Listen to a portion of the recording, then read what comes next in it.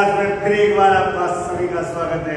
मैं नवीन चौहान आपके सामने आज फिर अपने टॉपिक को लेकर आया हूं और आज का पुनः वही टॉपिक है भारतीय संविधान की प्रस्तावना और उस प्रस्तावना का सार। देखते हैं भारतीय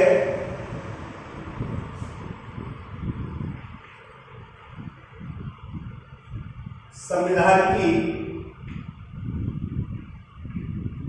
प्रस्तावना। जैसे आप सबको पता है, कल मैंने आपको इसके 3 भागों के बारे में बताया था। तीनों भागों में से हमने एक की चर्चा आपके सामने की है और पुनः उसी चर्चा को आगे बढ़ाते हुए इसके दूसरे टॉपिक पर चलते हैं। पहला जो हमने पढ़ा था, पहला टॉपिक पढ़ा था घोषणात्मक भाग, घोषणात्मक भाग। दूसरा है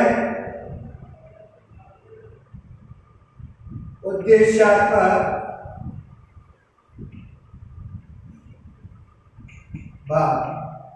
देखिए, उद्देश्यात्मक भाग में हम पढ़ेंगे कि संविधान के उद्देश्यात्मक भाग में 42वें संविधान संशोधन द्वारा जो शब्द जोड़े गए हैं। आपको मैंने कल एक क्वेश्चन पढ़ाया था कि सन 1976 में 42वें संविधान संशोधन द्वारा संविधान में कौन कौन से शब्द परिवर्तित किए गए थे। तो अगर हम उन शब्दों की रचना करें, वे सभी शब्द इस उद्देश्यात्मक भाग के ही हैं। उन उद्देश्यात्मक भाग में हम चलते हैं। तो सबसे पहली बात, उद्देश्यात्मक भाग में संविधान द्वारा 42वें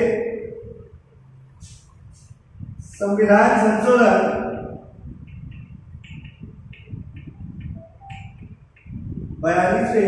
संविधान संशोधन द्वारा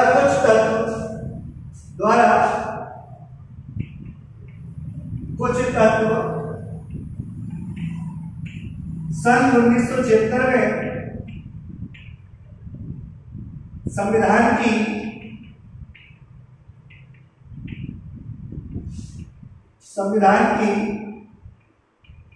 प्रस्तावना में जोड़े गए हैं।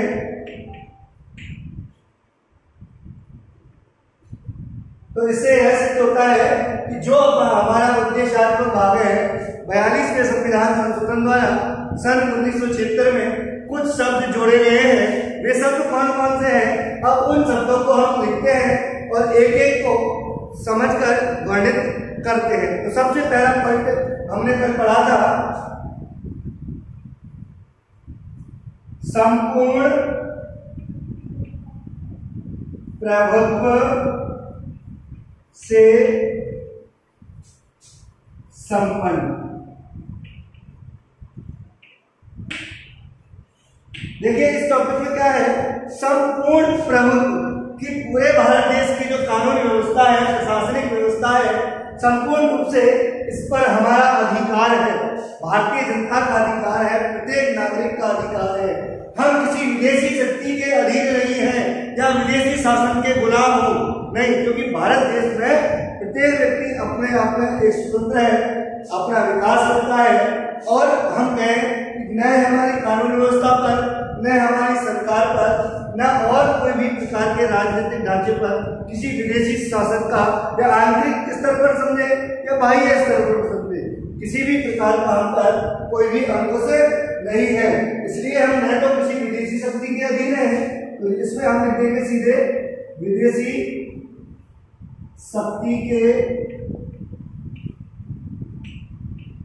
अधीन नहीं, न तो आंतरिक स्तर पर और न ही बाह्य स्तर पर, अर्थात सभी क्षेत्रों पर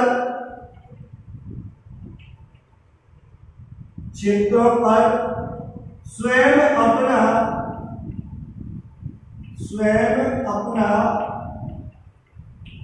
शासन। देखिए मैं आपको स्पष्टीकरण के तौर पर बताता हूँ। इस प्रणाली के माध्यम से यह व्यक्त किया गया है कि प्रभु जो सत्ता होती है, इस प्रणाली के माध्यम से जो प्रभु सत्ता होती है वो राज्यों के ही हाथों में होती है। अर्थात हमारे देश की जो प्रभु सत्ता है हमारे देश के प्रधानमंत्री के हाथों में ही है। राज्यों की जो प्रभु सत्ता है जो मुख्यमंत्री के हाथों में है। न तो हम किसी विदेशी शक्ति के अधीन है, न आंतरिक स्तर पर और न ही बाह्य स्तर पर। इसलिए संपूर्ण प्रभुत्व अर्थात सभी क्षेत्रों में हमारा खुद का स्वयं का शासन है। हम किसी भी शक्ति के अधीन नहीं है। दूसरा,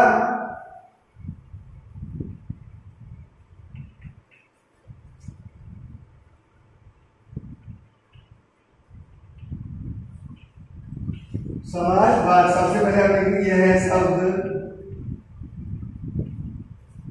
भारतीय संविधान में, यह शब्द भारतीय संविधान में 42वीं संविधान संशोधन द्वारा 42वें संविधान संशोधन द्वारा जोड़ा गया। प्रस्तावना में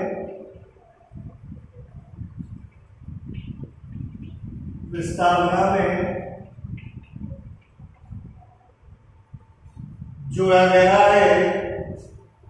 इसे स्पष्ट करने के लिए हम क्या करते हैं कि भारत में चाहे अल्पसंख्यक हो या बहुसंख्यक हो या आर्थिक रूप से पिछड़े हुए हो या और किसी भी व्यवस्था में वो और की तुलना में पीछे हो, तो इसके द्वारा हम एक ऐसी अर्थव्यवस्था का निर्माण करना चाहते हैं, एक ऐसे समाज का निर्माण करना चाहते हैं जो सभी समान हो, किसी के साथ किसी भी प्रकार का भेदभाव नहीं हो। तो इसके लिए हम क्या करते हैं, इसके लिए इस देश की विषमता को दूर करने के लिए हम एक निश्चित अर्थव्यवस्था को अपनाना चाहते हैं जिससे सभी लोगों का समान रूप से विकास हो सके। जैसे कि उदाहरण में आप लिख देते हैं, जो लोग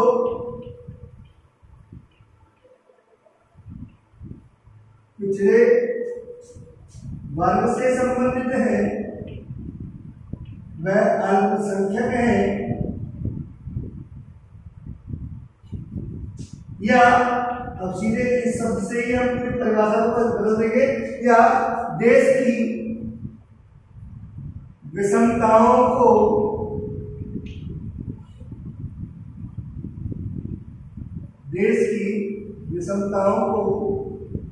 दूर करने के लिए मिश्रित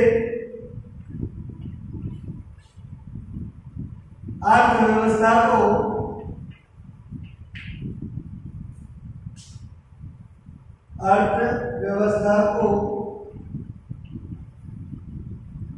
अपनाया गया है।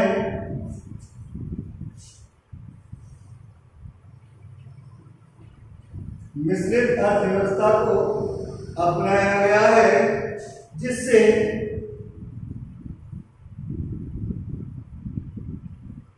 समाज में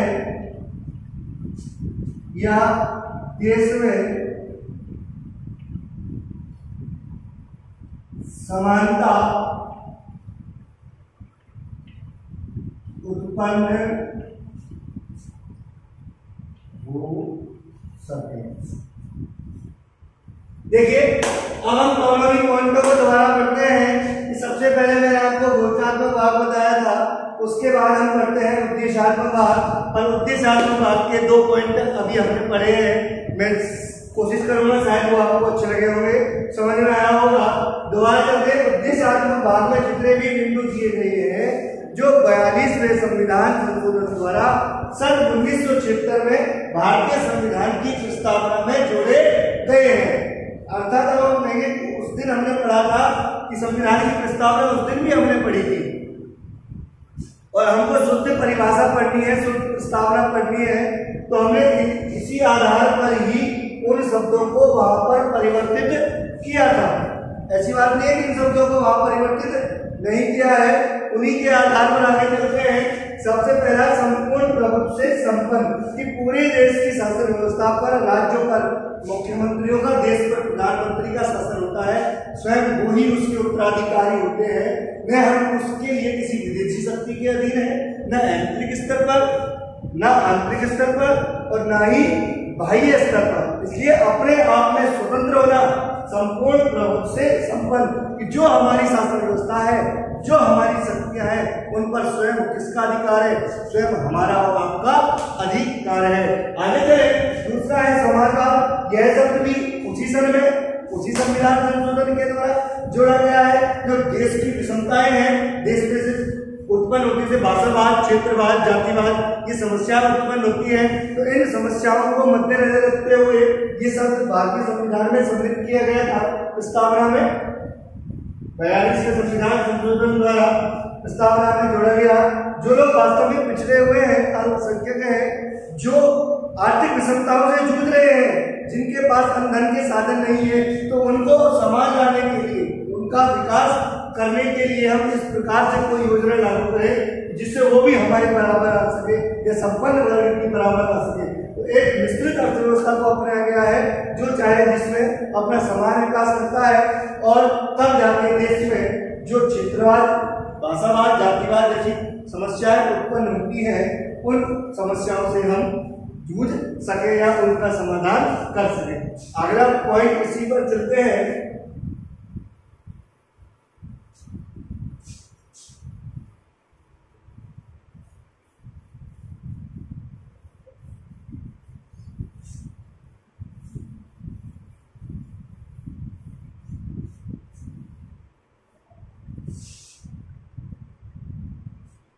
तीसरा पॉइंट है पंथ निरपेक्षता। जैसे कि मैंने आपको बताया था अनुच्छेद 25, उसी के माध्यम से चलेंगे कि व्यक्ति को न तो धर्म विरोधी होना चाहिए, कि न तो धर्म विरोधी होना चाहिए, और न ही क्या राष्ट्र विरोधी होना चाहिए। अगर कहीं भी धर्म विरोधी हो गए या राष्ट्र विरोधी हो गए तो समाज में एक प्रकार से संघर्ष उत्पन्न हो जाएगा, और जहां कहीं भी संघर्ष उत्पन्न होता है तो उससे क्षेत्र की या हमारे समाज की या देश की अखंडता खंडित हो जाती है। इसलिए हमें कहीं भी किसी भी धर्म का गलत प्रचार नहीं करना चाहिए, नहीं उसका प्रसार करना चाहिए। इसलिए सभी धर्मों को समान मानते हुए, सभी का सम्मान करते हुए हमें आगे बढ़ना चाहिए। इसलिए हमारे भारतीय संविधान में पंथ निरपेक्षता भी 42वें संविधान संशोधन द्वारा सन 1976 में जोड़ा गया है, कि जिससे हमारे देश में, हमारे समाज में किसी भी प्रकार का कोई भी जाति विशेष को लेकर या धर्म विशेष को लेकर संघर्ष नहीं हो सके। नेक्स्ट पॉइंट, चौथा जो पॉइंट है अपना, वो है लोकतंत्रात्मक। लोकतंत्रात्मक, by the people for the people the Indian democracy. आप सभी जानते हैं कि जनता के द्वारा जनता के लिए चुना गया प्रतिनिधि। आपके सामने राष्ट्रतंत्रात्मक शासन प्रणाली है, आपके सामने अध्यक्षात्मक शासन प्रणाली है, आपके सामने अर्ध अध्यक्षात्मक शासन प्रणाली है, और आपके सामने लोकतंत्रात्मक शासन प्रणाली है।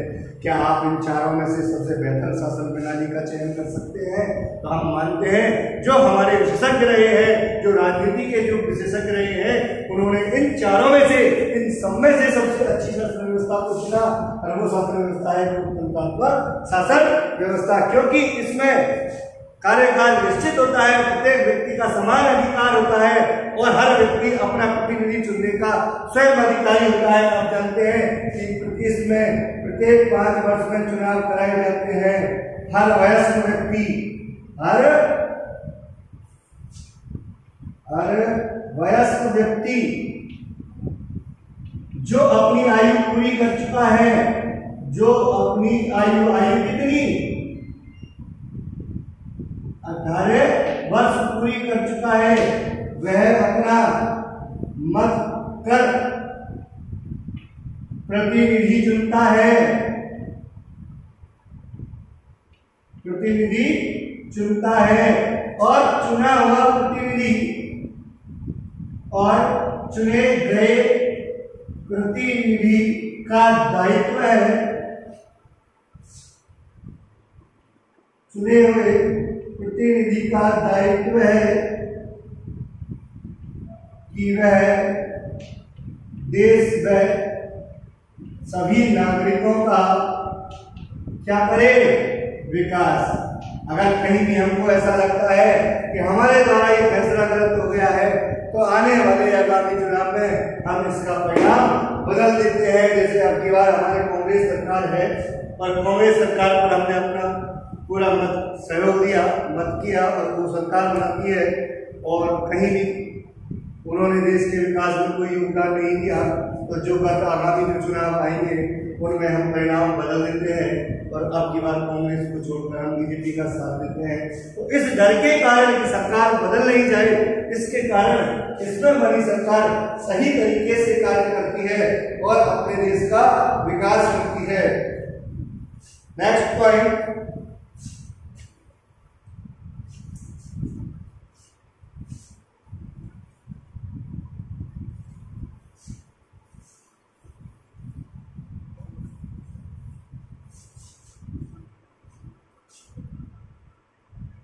पांचवा पॉइंट है गणराज्य। यह भी मैं आपको बता दूं, 42वें संविधान संशोधन द्वारा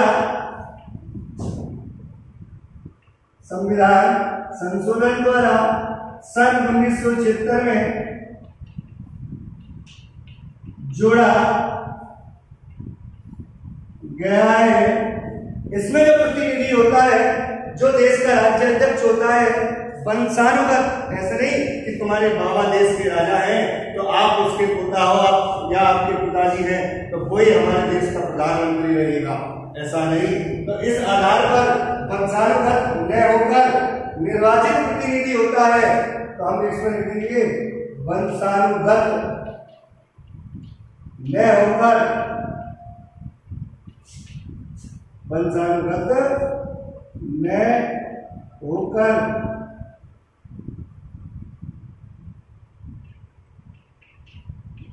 प्रतिनिधि होता है। कैसा चुनाव हुआ, जिसमें आगे और चलते हैं, भारत के राष्ट्रपति का निर्वाचन, इसी में लिखिए कि भारत के राष्ट्रपति का निर्वाचन अप्रत्यक्ष विधि द्वारा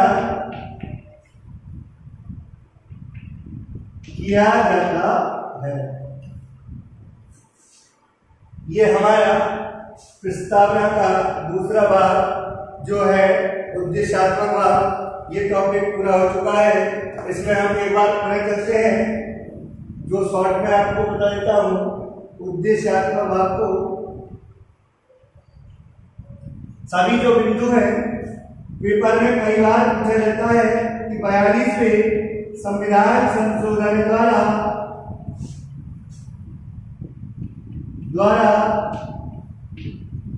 भारतीय संविधान की प्रस्तावना में कौन कौन से शब्द जोड़े गए हैं। तो इसमें 42वें संविधान संशोधन द्वारा कुछ शब्द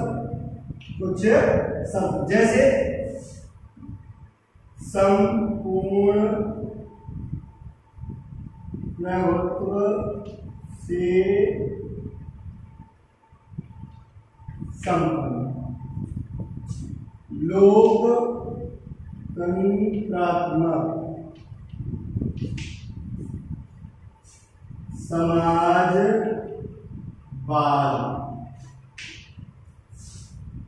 पंथ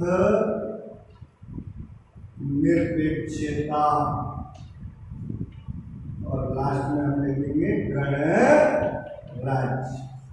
ये 1 2 3 4, 5 2 नंबर में प्रश्न पूछा जाता है कि 42वें संविधान संशोधन द्वारा कौन कौन से शब्द जोड़े गए हैं।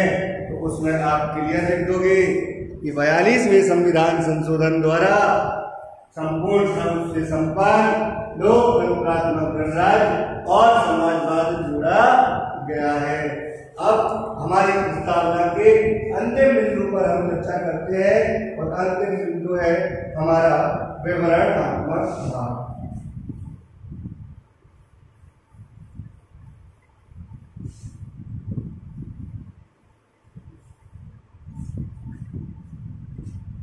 तीसरा है विवरणात्मक भाग। इसके लिए अपन विवरण के तौर पर अपन जाहिर सी बात है सबसे पहले इसको 3 भागों में इसको भी बांटा गया है। आर्थिक, चलो मैं आपको पूरा देता हूं, आर्थिक, सामाजिक,